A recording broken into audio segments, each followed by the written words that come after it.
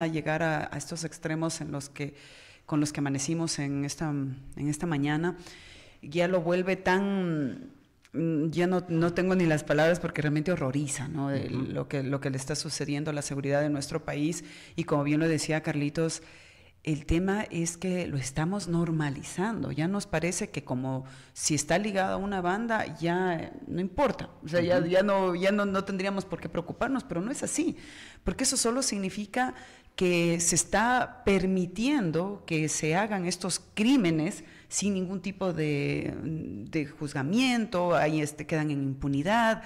Como son personas que, bien lo decía Galeano, tampoco le importa a la gente. O sea, si desaparecen algunos, hasta más bien se ponen alegres de que sea así, ¿no?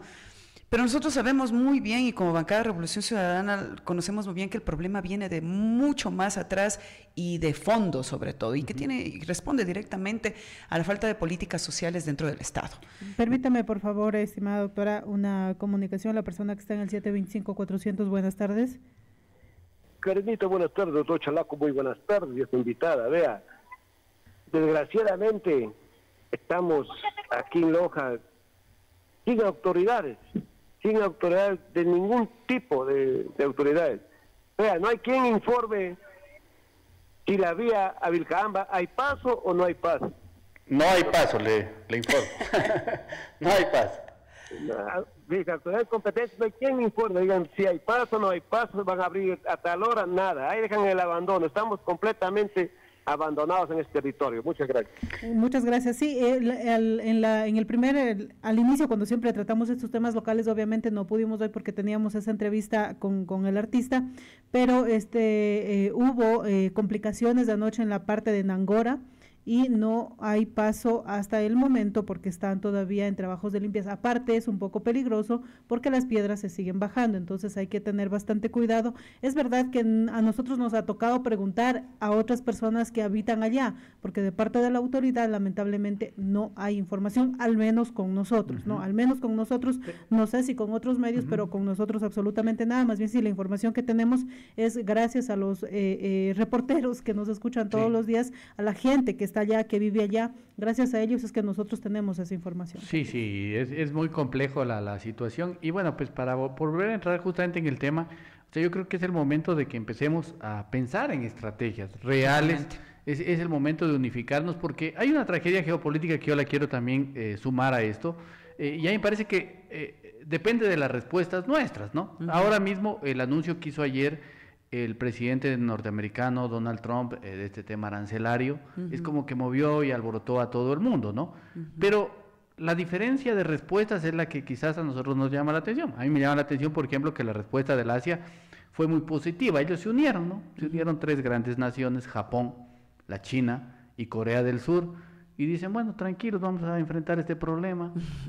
Naciones que habían sido enemigas en el pasado, finalmente se unifican para buscar una salida y enfrentar en conjunto este tema.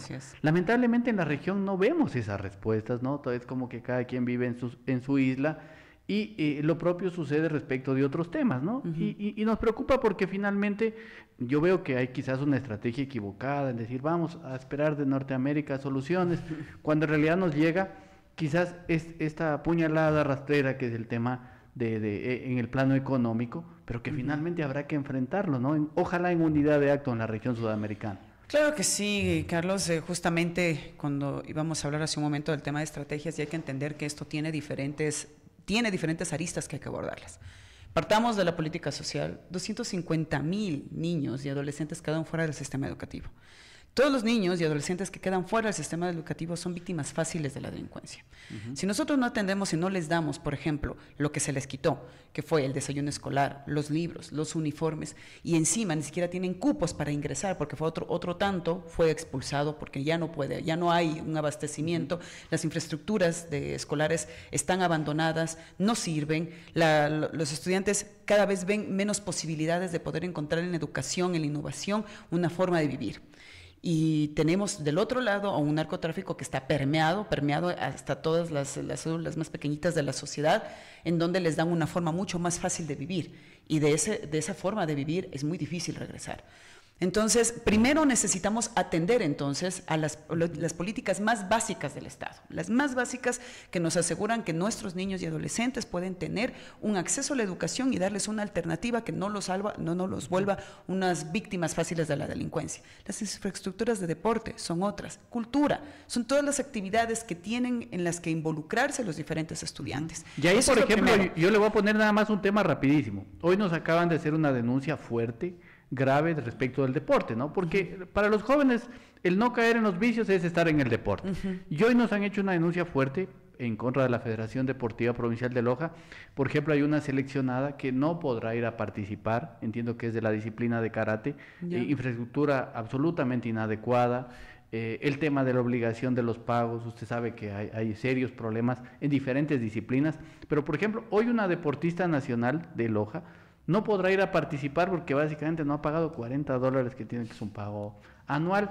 Y a uno le podría parecer una cosa muy simplona, ¿no? Porque son $40. Y desconectada de la realidad. Y súper desconectada, pero eso le está pasando a niños, a jóvenes dentro del tema del deporte. Y si no les damos esas alternativas, obviamente la otra salida es el vicio, ¿no? Es el vicio, totalmente. Y eso es lo que sucede. Entonces, la primera arista para la seguridad es devolverle ese bienestar, las infraestructuras de bienestar, educación, innovación, deporte, cultura a nuestra sociedad y sobre todo pensada en los niños y los adolescentes, niños, niñas y adolescentes. Lo siguiente también es el tema que estaba topando justamente Carlitos y es respecto a la cooperación internacional. Luisa González ha sido muy clara en la necesidad de formar bloques que nos ayudan a hacer el seguimiento de estas actividades ilícitas. ¿Por qué? Porque tienen que recordar que una actividad como el tráfico de las drogas tiene que pasar fronteras y esas fronteras van más allá del Ecuador. Entonces nosotros necesitamos un trabajo que sea en conjunto con las naciones vecinas y también las naciones que reciben este tipo de cargamentos, que usualmente son europeas y de Estados Unidos, para tener una coordinación internacional que permita realmente hacer un seguimiento y también la captura de los individuos que estén involucrados en este tipo de actividades ilícitas. Pero también es necesario dotarle a nuestra infraestructura estatal, es decir, policial, de toda la tecnología, los efectivos policiales para también trabajar en seguridad, porque hay que decirlo. Primero eliminaron las unidades de policía comunitarias, las UPCs. Estas UPCs que finalmente le daban a la gente un poco de seguridad, le daban esa sensación de que si pasaba algo, cualquier alteración al orden público, tenían a una persona cerca del miembro de la policía para poderlo tratar. Hay que regresar a esas infraestructuras, hay que darles también, completar los 20,000 efectivos policiales que todavía le hacen falta al Ecuador, por ejemplo, los del extranjero. Por ejemplo, en Carigán, ahora que estábamos hablando de este tema de Bolacachi, en Bolacachi había un UPC, y ese UPC hacía recorridos desde Carigán hacia el límite de la ciudad, que es Tenería, y obviamente hacia la parte mucho más acá abajo de Consacola, Las Pitas, ¿no? Ahora no hay esos patrullajes. Y no tienen tampoco ni siquiera los recursos para la gasolina de los patrulleros.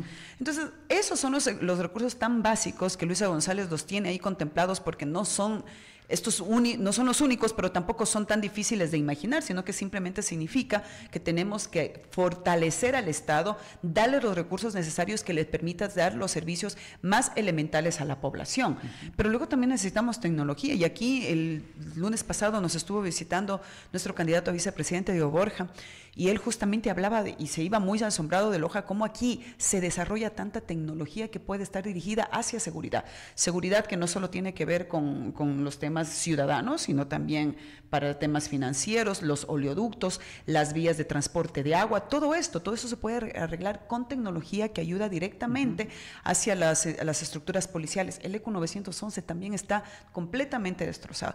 Todas estas infraestructuras también están sobre la mesa de la agenda de Luisa González, que nos permita recuperar la seguridad y darle un poco de alivio a esto que siente la gente día a día, porque finalmente la muerte cada vez la vemos más cerca de nosotros. Claro, la situación en realidad con el tema de seguridad en todo el país es súper complicada, ¿no? Y obviamente nosotros acá en Loja la vemos con mayor asombro, porque antes pues nuestra ciudad, nuestro cantón era súper tranquilo. Ahora lamentablemente hasta en las provincias se evidencia pues hasta en la provincia, en los cantones de la provincia se evidencia pues muchas muertes violentas, y eso nosotros estamos contando solo acá en Loja. Pero por ejemplo nos hemos descuidado de Zapotillo, de Pindal y Puyango, que son cantones fronterizos y en los que ha existido y existe también muchas dificultades en el tema de seguridad, ¿no? Las acciones del gobierno un poco en nada han ayudado quizás a nuestro cantón, a nuestra provincia, y esperamos que el gobierno que venga, sea quien sea, creo que debería ponerse a trabajar en realidad en este tema, ¿no? En seguridad y también en el tema de educación, ¿no? Que las dos cosas van siempre de la mano. Así es, en efecto.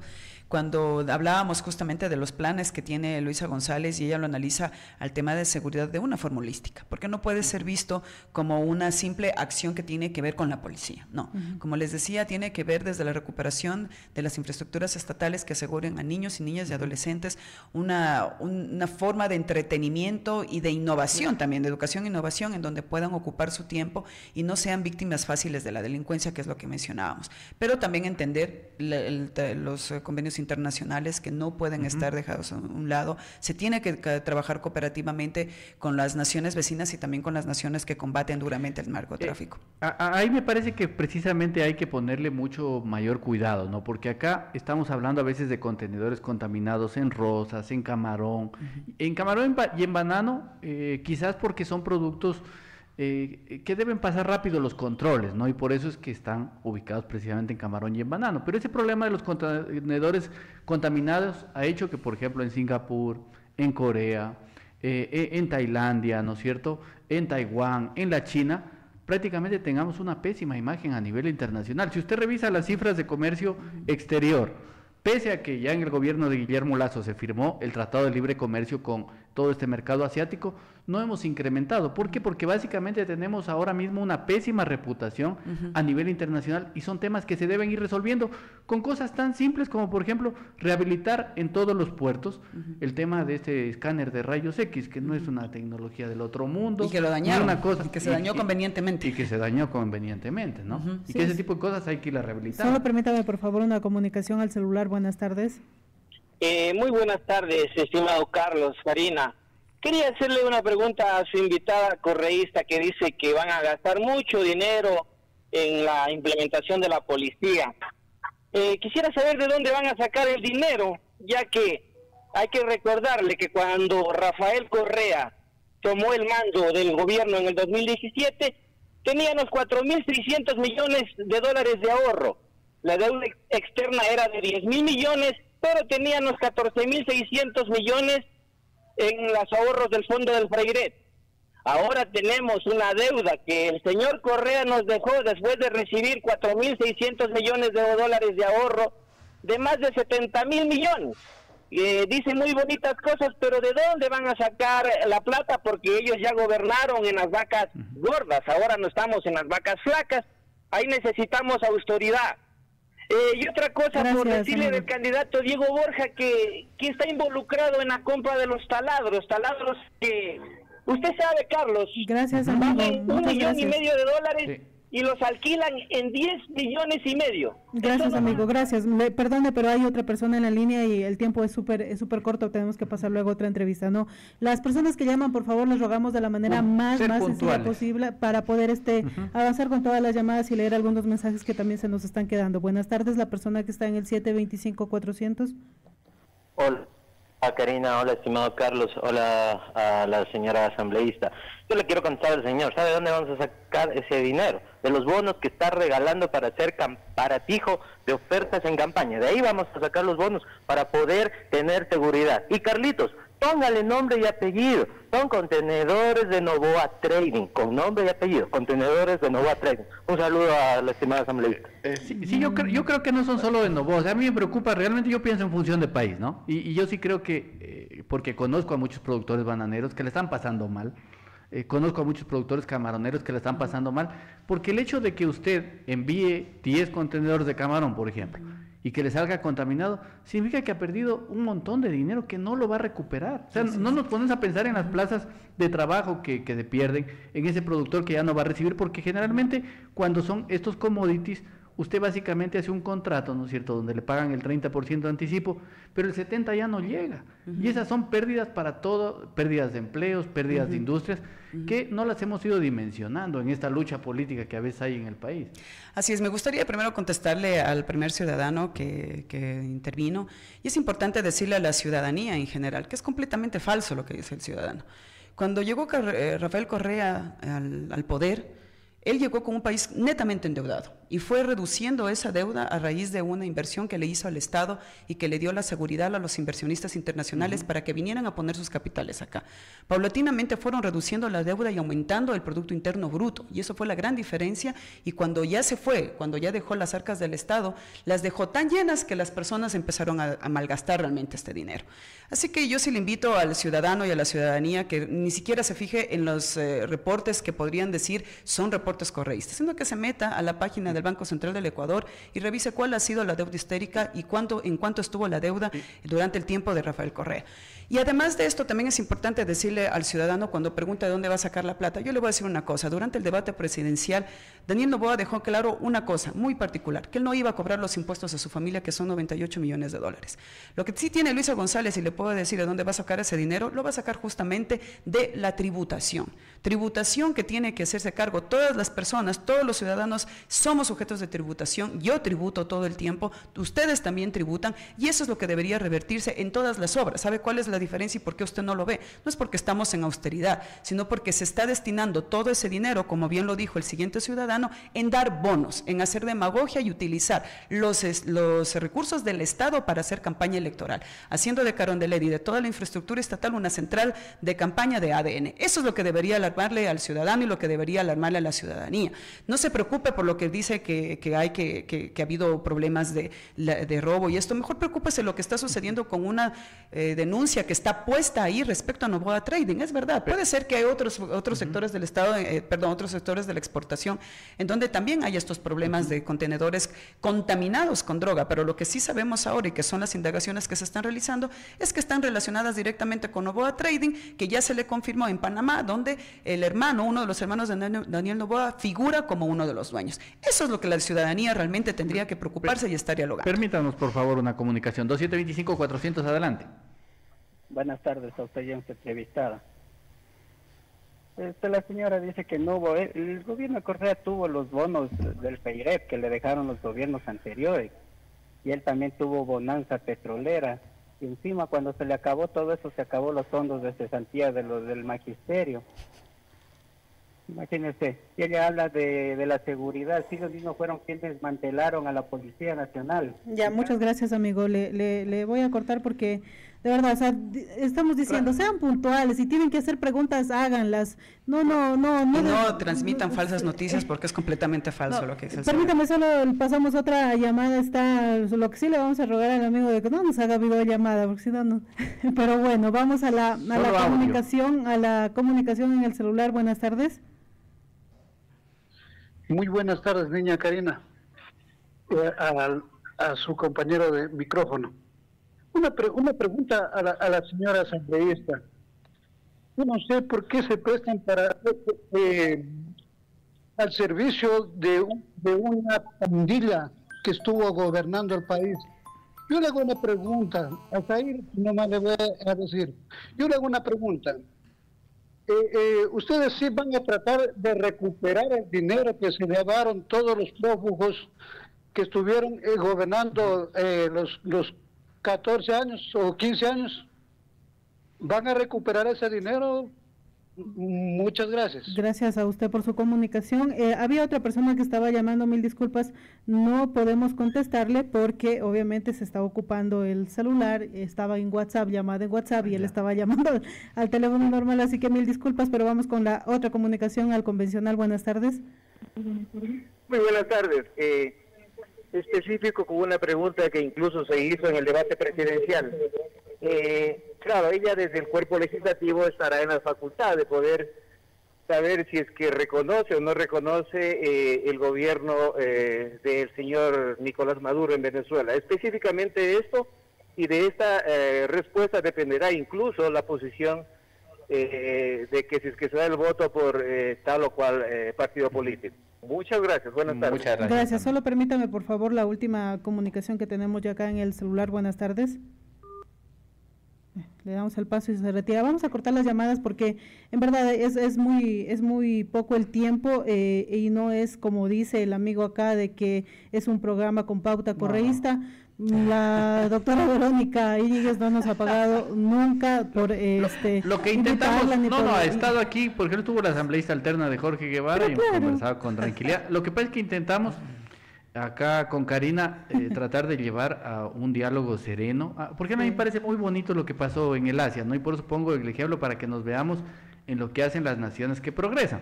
Más allá de una guerra enorme intestina, los de Corea del Sur con China, con Japón, se odian, ¿no? O sea, tuvieron problemas muy, muy fuertes, pero hoy se han unido para enfrentar una desgracia que es este tema arancelario.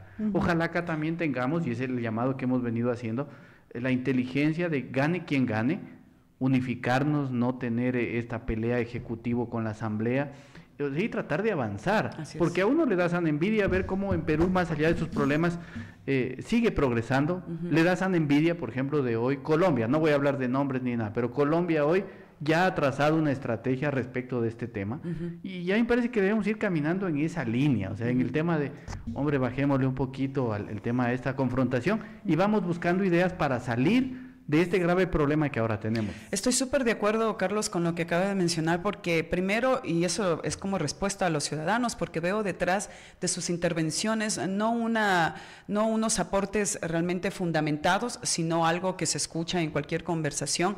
Y yo más bien sí les invito a que pensemos como país.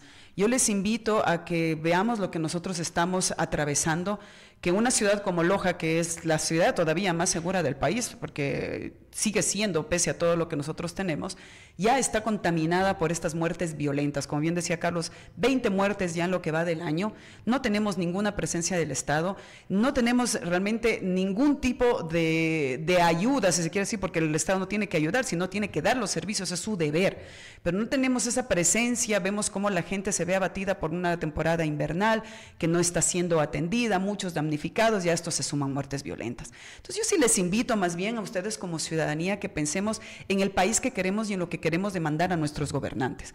Es una lástima que sigamos repitiendo estas retóricas que además no tienen absolutamente nada de fundamentado, nada comprobado, solo una falsa narrativa que ha hecho que nuestro país se divida, se polarice, que ya no veamos realmente en un debate político, no veamos en los partidos políticos una forma o bien de apoyar o bien también de criticarlo, pero ya no lo vemos como eso, sino es desde el apego, desde el afecto, si me cae bien el uno, si me cae bien el otro, y en eso yo estoy fundamentando realmente mi votación, que termina siendo determinante para lo que va a suceder con el país. Tienen que entender los ciudadanos que es su responsabilidad lo que nosotros tenemos como gobierno en este momento, es la responsabilidad de la ciudadanía y de los votos que escogieron, y por eso nosotros estamos aquí más bien apelando a la esperanza, a entender que un mejor país es posible y lo podemos realmente lograr únicamente si es que nosotros deponemos esas banderas de odio, porque no son ni partidistas, son de odio. Y si nosotros deponemos esa bandera y realmente nos ponemos la bandera del Ecuador encima, podemos lograr ese país que todos queremos. Ingeniera, y en el entendimiento también de que no podemos caer en los extremismos, ¿no? A mí me alegra mucho que, por ejemplo, en el Brasil y en Colombia ya haya una estrategia de decir, bueno, llamémoslos a los empresarios, los necesitamos a los empresarios, banca privada la necesitamos, por Dios, dejen esa ceguera que a veces es incluso instrumentada, ¿no es cierto? Y decir, hombre, ahora con esta medida de Trump, que no la vamos a poder eliminar porque no podemos decidir sobre las decisiones, valga la redundancia de él, pero bajemos los intereses. Es momento de hablar, por ejemplo, veamos una estrategia para bajar los intereses, veamos una estrategia para que la gente no saque sus dineros fuera, mejoremos nuestra producción industrial, semi-industrial, mejoremos costes, que es el mensaje que están haciendo. Hombre, ya dejemos de enfrentarnos, porque yo creo que esta lógica, y lo decía hoy Aldo Salinas Aponte, ¿no? Aldo Salinas me parece que es el apellido. Él es un gran estudioso, un lojano que entiendo que incluso está haciendo una investigación para escribir un libro. O sea, ya dejémonos de este discurso de la extrema derecha o la extrema izquierda, porque finalmente todos nos necesitamos. Y en esta persecución y en estos diálogos de sordos que ahora mismo hay en el Ecuador, prácticamente estamos quedando relegados. Completamente de acuerdo. De hecho, justamente en esta visita que tuvimos con Diego Borja hablábamos de esta necesidad de las alianzas público-privadas. Él tuvo la oportunidad de hablar con el sector empresarial y cómo el sector empresarial exponía estas ideas de la necesidad de la intervención del Estado. Ojo con esto, porque a veces pensamos que no necesitamos al Estado porque yo soy privado y yo tengo mi trabajo y ya no necesito nada más. No, nada que ver. Eso es importante también recalcarle a la ciudadanía. La necesidad de los empresarios de que el Estado tenga que tener, por ejemplo, un un sistema vial de primera para que todo el comercio pueda movilizarse sin ningún problema. Imagínense soñar con un aeropuerto internacional en Catamayo que nos permita hacer vuelos directos a Piura, Loja, en donde podamos hacer un intercambio comercial. Esas son las cosas que tenemos que tratarlas sobre las agendas, que nosotros como Revolución Ciudadana sí las tenemos contempladas, porque nosotros vemos en Loja una capacidad que le sirva de referente al resto de la nación, en donde se desarrolle a través del conocimiento tecnologías que puedan ser vendidas, que ya se venden en la actualidad, ojo con esto, ya se venden en la actualidad, pero que se pueden potenciar con la ayuda y la inversión estatal dentro de todas las infraestructuras. Sí. Ingeniera. Sí, solamente en vista del tiempo también, lo lamento mucho, yo he cortado las llamadas, nadie me ha pedido por si acaso que las corte, yo las corté porque tenemos que pasar a otra entrevista, pero lo que sí le quisiera pedir de favor, nosotros hemos venido condenando la corrupción, venga de donde venga. Sí, así es. Como asambleísta electa, yo sí quisiera que usted intervenga con fiscalización en el Hospital Isidro Ayora. Créanme que lo que está pasando ahí perjudica bastante a los pacientes, a los usuarios, y eso no estamos viendo, no estamos pensando, a ver, no estamos en el gobierno de Correa, sin embargo hay corrupción en el Hospital Isidro Ayora, votan a personas sin ni siquiera seguir el debido proceso, primero, y segundo, hay falta de medicamento, por si acaso no me crea a mí, vaya y vea, usted pide una receta, le mandan a comprar hasta gas. Entonces hay que ser aquí, yo creo que bien frontales ya, porque la corrupción se la tiene que acabar, venga de donde venga. Hoy por hoy el Hospital Isidro Ayora está siendo muy afectado por eso. Fíjese que la semana pasada ni siquiera firmaban el contrato de alimentación, ni siquiera firmaban todavía el tema del diésel, no tenían diésel la semana pasada, no sé si ahora, pero no sabemos a quién acudir, la gente de allá no sabe a quién acudir, porque si salen a decir una palabra empiezan las persecuciones. Tienen que venir autoridades nacionales para decir con nombre y apellido, este y este y este se van a ir. ¿Por qué? Porque simplemente no les gusta que les llamen la atención, no les gusta que les digan la verdad. Entonces todo lo que está pasando ahí es el claro ejemplo de que no importa qué gobierno sea, pero hay corrupción. Y está en este gobierno, y está en el Hospital Isidro Ayora, y obviamente en los otros hospitales también del Instituto Ecuatoriano de Seguridad Social. Entonces, como asambleísta electa, sí quisiera que usted se apersone de este pedido, que no lo hago yo, que lo hace la gente que está trabajando allá adentro, los médicos incluso, y las personas administrativas y las personas que están pues obviamente como trabajadores ahí. Pero sí quisiéramos que usted nos ayude en ese sentido, porque la verdad, la situación allá en el hospital no se aguanta más. Sí, totalmente, Karina, estoy de acuerdo. De hecho, el rol como asambleístas es justamente el solicitar toda la información a cualquier servidor público cuando una de estas denuncias aparecen, y este es mi compromiso total en la asamblea, y me gusta también esa puntualización, ¿no? Que se conecta también con lo que mencionaban los ciudadanos, cómo viven preocupados realmente del gobierno de Rafael Correa, que además nunca se ha demostrado nada, pero no se preocupan de lo que pasa en la actualidad, o sea, de todos los horrores que hay de corrupción en la actualidad, y sin embargo, en lugar de señalar a quién ahora gobierna el país, porque entérese, ciudadanos, quién es el presidente de la República, es Daniel Noboa, y Daniel Noboa está envuelto en una serie de problemas de corrupción, y no veo a los ciudadanos hablando al respecto. Entonces, es importante también decirles que nosotros como la asamblea no vamos a tener una bandera partidista dentro de esto, sino que la bandera nuestra tiene que ser la de la ciudadanía, y a denuncias como las que acaba de mencionar Karina hay que darle prioridad. Es necesario actuar a través de la Comisión de Salud y conocer qué es lo que está sucediendo en estos aspectos y por qué los ciudadanos tienen que pasar estas miserias. Una última pregunta, porque el origen de estos problemas en el tema del Hospital Isidro Ayora fue en la época del correísmo, y hay que decirlo, ¿verdad? ¿No? Por un asambleísta que estuvo ahí involucrado y que bueno, sus familiares siguen ahí involucrados. Yo esperaría, Verónica, sobre todo tengo fincadas esperanzas en usted por su conocimiento, por su formación, no tanto así en su otro compañero, que quizás muestra mucho irrespeto y todo, y se lo digo frontalmente, ¿no? Tengo mucha esperanza en usted, y en el caso también de ADN, en la mujercita. Yo por ejemplo hemos dicho, en las dos mujercitas tenemos sembradas esperanzas. Así que ojalá no se repita también ese tema de los levantamanos, de gente que ocultaba todo porque decía, si me voy en contra del gobierno, los ministros me caen y no me dan nada. O sea, creo que es un nuevo momento en el Ecuador, ¿no? Y por eso es que nosotros no permitimos acá agravios, no permitimos insultos, ni esas narrativas que finalmente no le aportan nada a la sociedad. A toda persona que viene acá, o de ADN o de Revolución Ciudadana, le estamos dando exactamente el mismo mensaje, porque es momento de salir, y para salir hay que obviamente tener ideas. O sea, nada sacamos aquí acordándonos de tantas cosas, pero sí le hago acuerdo de eso, o sea, que finalmente los problemas que tiene hoy el Hospital Isidro Ayora parten de un ex asambleísta de Revolución Ciudadana, que finalmente le hizo un terrible daño al partido y que se dedicó a hacer levantamanos, y ese tipo de cosas, y quisiéramos que no se repita. Por supuesto, eso tiene que eliminarse, y eso, como dije, independientemente de qué bancada, hay que ponerse la bandera de Ecuador y tratar por toda la ciudadanía. Muchísimas gracias, estimada doctora, por habernos acompañado.